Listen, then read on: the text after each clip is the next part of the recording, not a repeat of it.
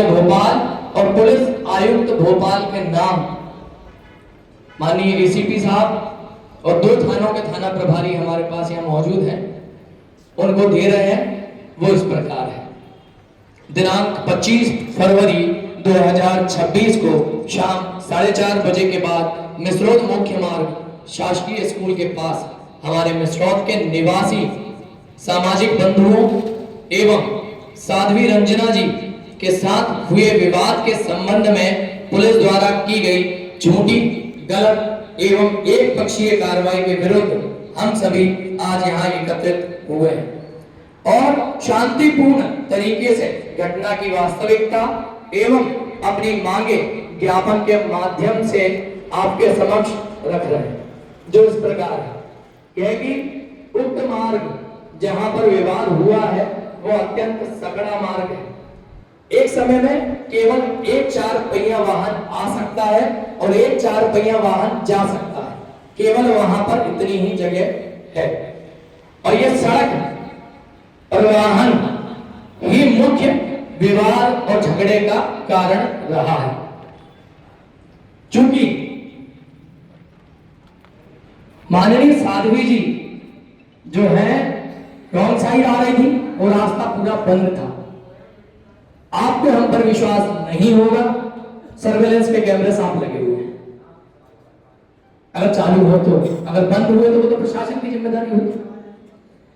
यह कि साध्वी जी के वाहन चालक से जब एक अन्य वाहन चालक का झगड़ा, साहब इसमें हुआ क्या कि पहले इधर से साध्वी जी जा रही थी तो ये लाइन हो गई बंद, तो साध्वी जी के ड्राइवर ने रॉन्ग साइड में डाल दी।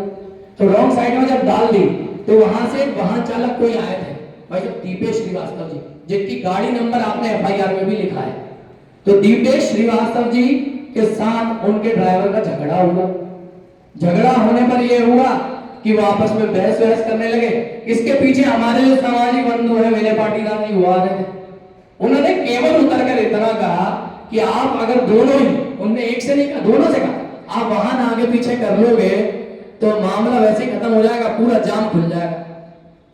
साध्वी जी में इतनी अकड़ भरी पड़ी थी कि उन्होंने कहा कि हम क्यों पीछे करेंगे, तू होता कौन है, और उतर कर उनको तमाचे मारे। विवाद सब वहां से चालू हुआ है और झूमा झटकी की है। उनके गले में पूरे में अभी भी नाखूनों के निशान है। यह स्थिति, उनकी टी शर्ट तक फाड़ दी गई। और उसके बाद आपने जो एक एफआईआर की है उसमें एक धारा लगी है कि लोगों को उकसाकर उनकी गाड़ी में तोड़फोड़ कराई। हमने नहीं कराई। अभी भी मैं आपको कह रहा हूं, आप यहाँ खड़े, पूरा मिसरौद यहाँ खड़ा है, आप उस सड़क पर चले जाओ, जाम लगेगा तो वैसे ही 10 लोग इकट्ठे हो जाएंगे। तो वहां पर जैसे ही ये मामला हुआ, स्थानीय लोग भी थे, स्कूल के बच्चे हैं साहब, स्कूल के बच्चे हैं, क्योंकि 10वीं 12वीं पेपर चल रहे हैं तो सब निकलते थे तो वैसे ही जाम हो जाता है। तो जब वहां पर स्कूल के बच्चों के द्वारा और सबके द्वारा उनकी गाड़ी में तोड़, तो उसका जो है वो पूरी तरह से उनके कांच तोड़ दिए गए।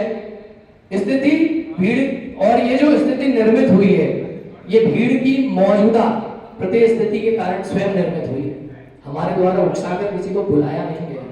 यह कि इसके बाद साध्वी जी का वाहन चालक तेजी से गाड़ी लापरवाही से चलाता हुआ भागने का प्रयास कर रहा था। ये भी सर्वेलेंस के कैमरे आप चेक। और उसके बाद फिर एक हमारा सामाजिक व्यक्ति जो था वो सामने ही था तो टकरा कर बोनट पर चढ़ा है। मतलब ये हुआ है कि गाड़ी से टकराया है और उछलकर बोनट पर आ गया। अब बोनट पर कोई आदमी आ गया है, 30 की स्पीड है या 40 की स्पीड है, तो वो अपने आप को बचाने का प्रयास नहीं करेगा। उसने बचाने के लिए ऐसे गाड़ी पकड़ी, ऐसे गाड़ी पकड़ने के बाद में जब गाड़ी चल रही है तो वो लहराता हुआ देख रहा है, लहरा रहा है, लहराते हुए उसने हाथ पैर पटके अपने आप को बचाने के लिए, ना कि गाड़ी तोड़ने की। ये स्थिति हुई है।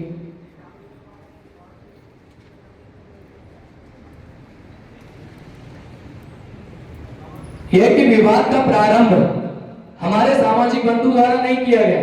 उसके बाद भी थाने जाकर हमने, हमारे सामाजिक बंधुओं ने, हम सब गए साहब, हमने थाने जाकर आग्रह किया कि साहब हम किसी तरह का विवाद नहीं चाहते, हमारा बहुत शांति प्रिय गांव है और साध्वी जी